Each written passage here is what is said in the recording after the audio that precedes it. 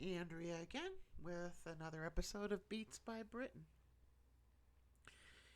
And we're going to be covering a lot more about external MIDI. Going to assume you know. Um, Actually, no, I'm not going to assume you know.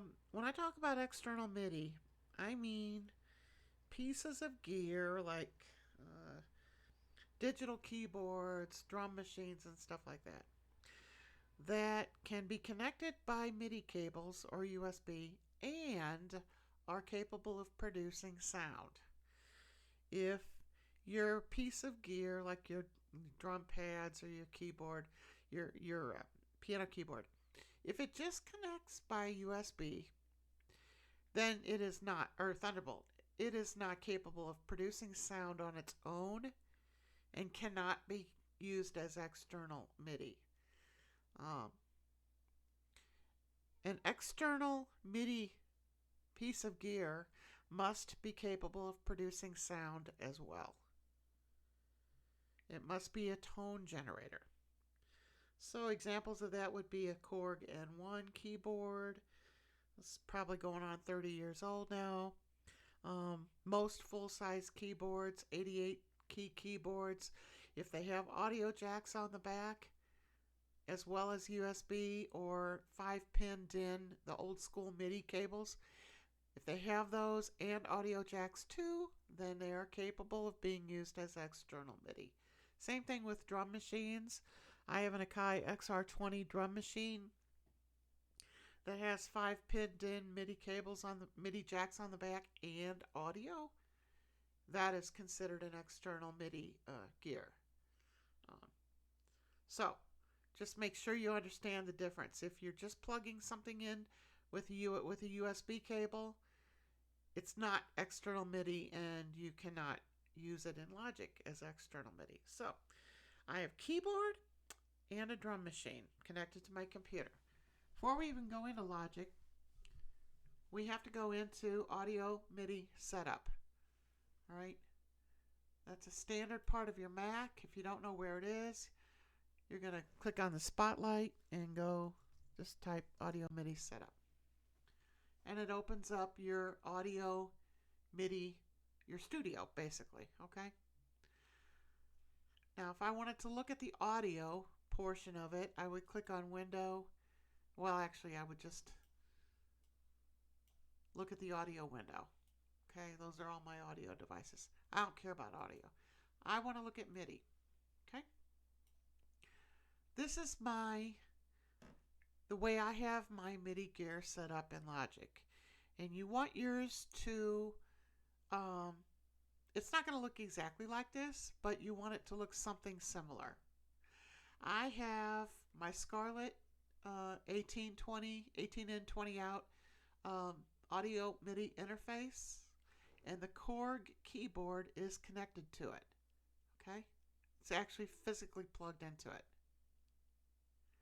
You want to draw cables.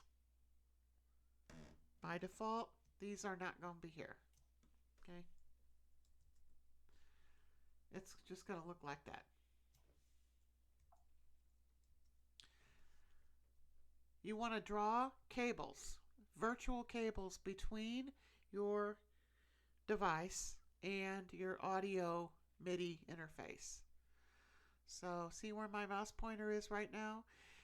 My Korg actually has MIDI in, out, and through. But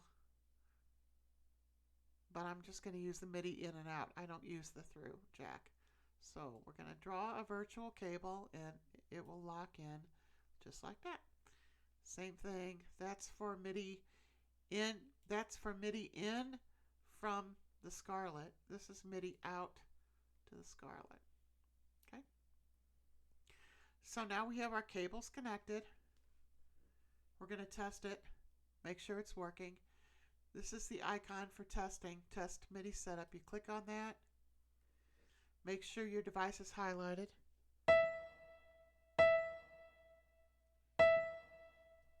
See that blue arrow? The arrow turns blue. That means it's working. So then we're going to take it off of test. All right. We're going to do the same thing with the Akai, the drum machine. My drum machine is actually physically plugged into another MIDI interface. So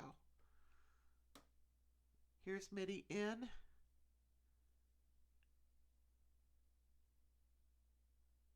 To the interface and MIDI out to the interface. All right, we're going to test that. So we highlight the drum machine, click on the little test button here.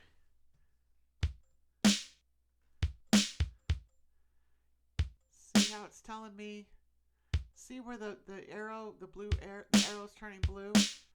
I got to move these cables over. So we are going to, I put the cables in the wrong place. Going to delete those and put them in the DIN 2. There we go. Okay. Now, we're going to click on the test icon again and test it. And the arrow is lighting up blue and showing that we are connected. So, we have to make sure that our gear is properly connected in Audio MIDI Setup or MIDI Studio before we even open Logic. Okay. Now here's a good example of what is not external MIDI. This dude right here, this MPD 218, this is just drum pads, is not capable of producing audio, and it is not external MIDI. The Korg is external MIDI, and so is the Akai. Okay, so now we can close out of Audio MIDI, the MIDI Studio. We have our devices connected. Actually, let's do one more thing. We're still in the MIDI Studio. Now we have to open up our device and tell it which MIDI channels to transmit and receive on. So we're going to open up the Korg. And this is where it's kind of deceptive. If you want it to transmit and receive on a channel, they have to be white like this. If you click on it to turn it blue, that turns that channel off. It doesn't make any sense to me, but that's how it is. If you click on these channels, it turns them off and they won't work. So you have to unclick them, turn them white again, and now it transmits and receives on all channels. And we click on apply. And we're going to do the same thing with the Kai drum machine. Open that up.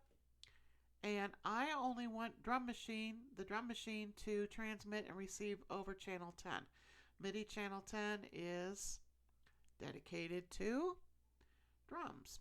So channel 10 is in white. All the other channels are in blue, so they're turned off. They're not going to transmit and receive anything. So that means if I go into Logic and I play the Akai, the drum pads on this Akai, I'm not going to hear piano or sax or horns or anything like that. I'm only going to hear drums. And I want the Akai, since it's a drum machine, I want it to transmit the beat clock and time code. All right, I'm going to click on apply. That is how to properly set up external MIDI gear on a Mac. Okay, now we're going to go into Logic in just a minute.